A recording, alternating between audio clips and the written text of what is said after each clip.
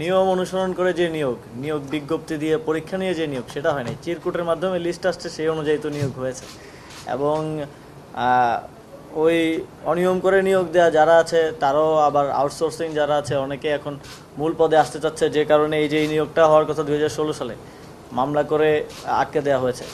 এবং এবারও যখন আমরা নিয়োগ বিজ্ঞপ্তি, আপনারা জানেন যে সরকারের একটা সিদ্ধান্ত আছে যে শূন্য পদগুলোতে নিয়োগ দেওয়া হবে যাতে করে আমাদের বেকারত্ব সমস্যা কিছুটা হলেও লাঘব করা যায়। যখন আমরা এটা করতে যাই তখনও নানা ধরনের বাধা আসে, শ্রম আদালতে যায় এবং সেই আদালতের প্রক্রিয়াগুলোতে আসলে আমাদের পক্ষেই রায় আসে এবং আমরা আজকে আলটিমেটলি পরীক্ষাটা নিতে পারছি। এই যে নিতে যে পারবে পরীক্ষাটা, এটাও কিন্তু নিশ্চিত ছিলাম না আমরা এক সপ্তাহ আগেও।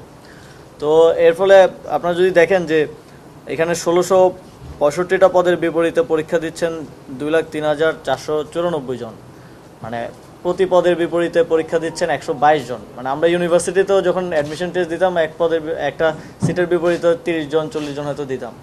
তো এটা থেকে দেখা যায় যে আমাদের আসলে বেকারত্বটা কোন পর্যায়ে আছে এবং সেখানে আমরা আসলে কতটুকু অ্যাড্রেস করতে পারছি। তার মধ্যে এই যে নিয়োগ নিয়ে যেই জটিলতা এবং আদালত, তারপরে আউটসোর্সিং যারা আছে তারা নতুন নিয়োগ হতে দেয় না, এগুলোর কারণে শূন্যপদগুলো পূরণ করার ক্ষেত্রে অনেক চ্যালেঞ্জ রয়েছে। আমাদের স্থানীয় সরকার পল্লী উন্নয়ন সমবায় মন্ত্রণালয়ে প্রায় 60,000 শূন্যপদ আছে এবং এর মধ্যে অধিকাংশই আপনারা জানেন যে পৌরসভা, সিটি কর্পোরেশনের মতো স্বায়ত্তশাসিত প্রতিষ্ঠানগুলোর, সেগুলোতে আমরা চাপ দিতে পারি না।